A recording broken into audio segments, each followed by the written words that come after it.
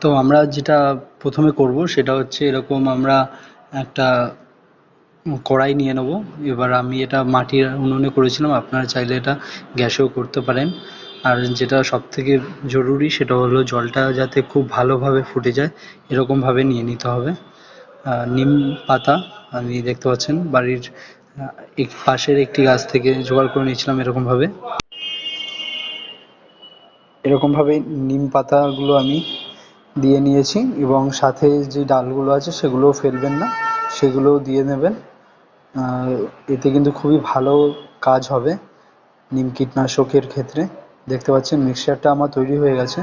এক্ষেত্রে কী করলাম, একটি বস্তা নিলাম, আপনাদের কাছে সুতির কোনো ন্যাকড়া বা কাপড় থাকলে সেটাও ইউজ করতে পারেন। আমি এই বস্তায় এই মিশ্রণটা ঢেলে নেওয়ার পরে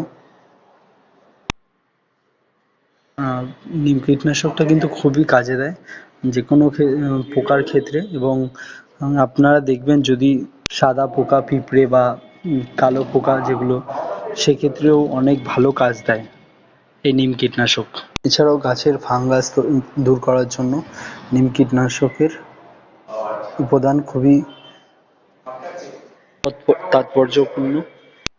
আমি এখানে 2 দিন ধরে রেখে দিয়েছিলাম। সঙ্গে সঙ্গে ব্যবহার করলে তার কাজ যেটা হবে তার থেকে বেশি ভালো কাজ এক্ষেত্রে আপনারা পাবেন। এরকম 2 লিটার জলের সাথে আমি লিকুইড হ্যান্ড ওয়াশ 2 ফোঁটা দিয়ে নিলাম। এবং আপনারা যদি চান শ্যাম্পু ইউজ করতে পারেন। আর আমি এরকমভাবে সকালবেলার দিকে ইউজ করলে এর কাজ খুবই ভালো হয়। আমি প্রত্যেকটা গাছে ভালো করে স্প্রে করে দিয়েছিলাম।